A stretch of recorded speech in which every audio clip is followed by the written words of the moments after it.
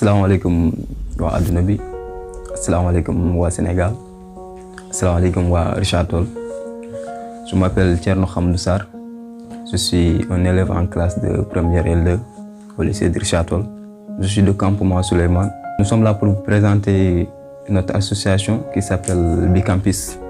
Bicampus c'est une association là boo xam ni jeune Kama yi ñoo ko créé depuis le mois de janvier passé.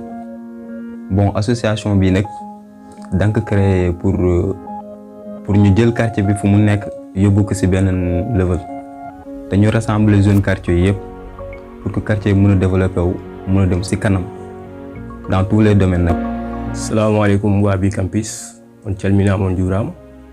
Bon en fait je me présente ko Hamidou Kane biyeteemi. Bon ko ɗo e campement jeeyami.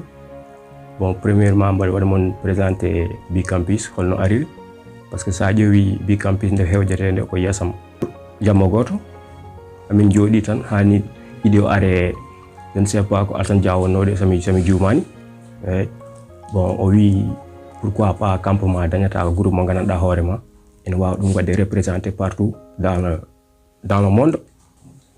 Min kalde koye amen min mbi ko pourquoi pas on idée yimɓe ƴewta ɗum wadde réalisé e koño par ce que sa ƴeewi chaque koñ en jogui groupe mo gandanɗa hoore mum ɗum taha ɗum wadde développé quoi. Assalamu alaikum waa campus ñu leen di nuyu ku ne turam ak santam.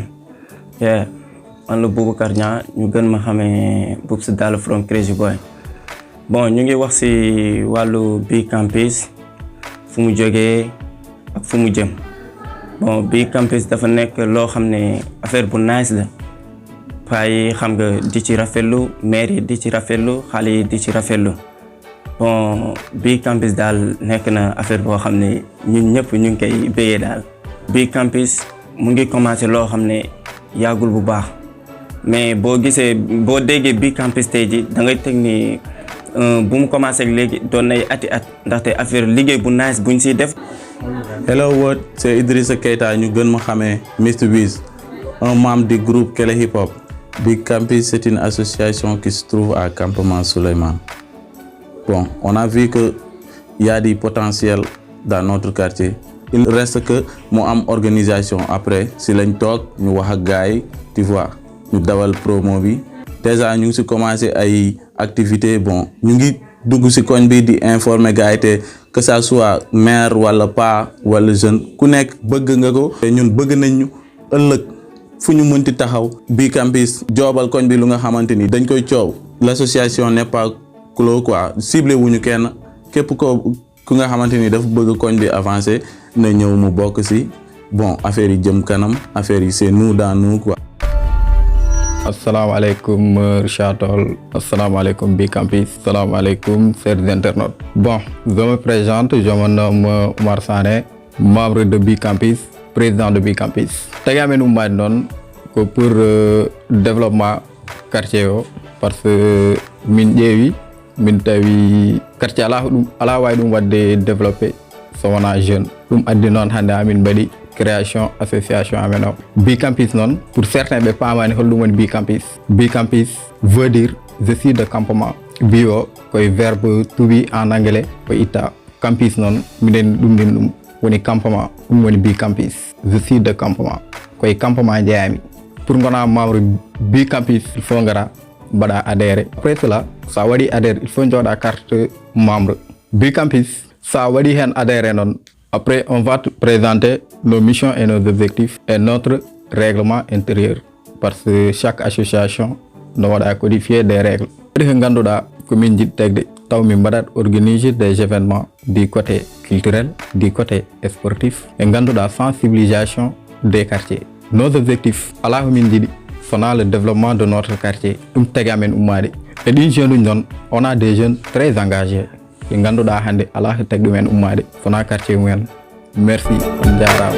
Budak tak, assalamu alaikum, calminama juuram. Je me nomme Amadou Ba, élève lycée Richard Toll, classe première L prime D, membre Bicampus. Assalamu alaikum wa Bicampus. On calminama gofo indimo yettude mum quoi min Ahmed Sy mbiremi élément Bicampus. Comité kadi encore quoi so welama kadi wi comité Bicampus so la wi comité wuram Big Campus ko weltade rek aɗen Big Campus aɗen haala pour ne mbiya wulago jamma attirta hen neɗɗo goto kono Big Campus so noddi oto gaccide hen ardiɓe tan onon foof nodda hay goto accako quoi ko wa kamma foof waɗi concerné sama waɗi Big Campus vraiment jiyami rek ko yimɓe foof ɓe pondata ala o ala samba ala demba yimɓe foof ɓe pondi ko mbaɗi ɗum neɗɗo goto ɗum tan ko weltare rek. assalamu aleykum population Richard Toll, assalamu aleykum population Kamal Souleymane Sy. Mbidemi ko Mamoudou Sy ɓurɗo andirede comité à campement Souleymane Sy. Bon, Big Campus ne tinmi préparation mum nde ko aljuma idinude men après haalana men bare min jeehi min notiri fulle e fayde noti par ce que minen hande kala ko nawata lengal yesso minen ɗum nen ne wela min trop hande mi joguide talent mo gandanɗa hoore ma kala somi joui wiyete est ce que ɗi boy holto kodi mais ko campement Souleymane mais so hande so Big Campus noddi ko wayni vraiment ça me fait plaisir beaucoup. Maintenant, je suis très content aujourd'hui notre invitation. Bon, comme nous disons, pour affaire coronavirus, amin ñaago Allah itti dum dene Sénégal parce que Sénégal ko leydi mo ganda horma jam tan heji hen. Coronavirus non ya Allah ittan men dum do en. Ça me fait dogudo notre maladie là. Tinindire der koy men il faut ngande en gon holben. Dum wonno ko kalam hen. Franchement parler, I am light good very. Assalamu alaikum Richard Toll, assalamu alaikum campement. Je me nomme Aldiouma Niass, plus connu sous le nom de Aldi Barham. Je fais partie des membres de l'association Big Campus qui a été initiée par des jeunes âgés, des jeunes qui sont de campement Souleymane et qui prônent le développement de Richard Toll, plus particulièrement de leur quartier où ils ont vu le jour. Vraiment pour présenter la population Richard Tolloise et pour présenter Sénégal association ko woni dum ko tan kadi surtout population campement o kadi yabe gandu kadi Big Campus ko darni dum ko wona pour deux choses ganda horma c'est de futilité manam min gummirahi pour fijirde min gummirahi pour yiddi yede wala min gummirahi pour yiddi tinete non min gummiri ko ligganade wuro ngo min gummini réellement ko wadde hunde ganda horma kala gondudo ene ñaagino Allah réellement yidi wuro ngo yettodo wala yidi wuro ngo jogo sukabe teddi manam ngembibe pour darno ngodo wurni de affaire o uddirande vraiment bien vrai que l'idée vient de Mr Las, un gars que nous saluons vraiment et aussi nous magnifions cette idée qu'il a eu vraiment widi kadi wurungo kala jeune gondudo ada yidi wurungo bamto ada yidi wurungo yaare yeso ada yidi wurungo vraiment ande hande parce que campement qu'on le dise yonti hankidin jogenen jeunesse ganada horema ne wawi wadde représenter wurungo partout dum wonno dum do Big Campus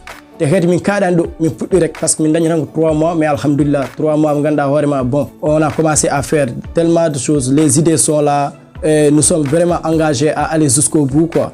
Mboɗo watta appel rek jeune uji goto foof yo ar tawtere quoi. Bon Big Campus daal ñu ngi ñaan xam nga yàlla na ko yàlla yóbbu ci kanam xam nga ba ñëpp di ci gis seen bopp.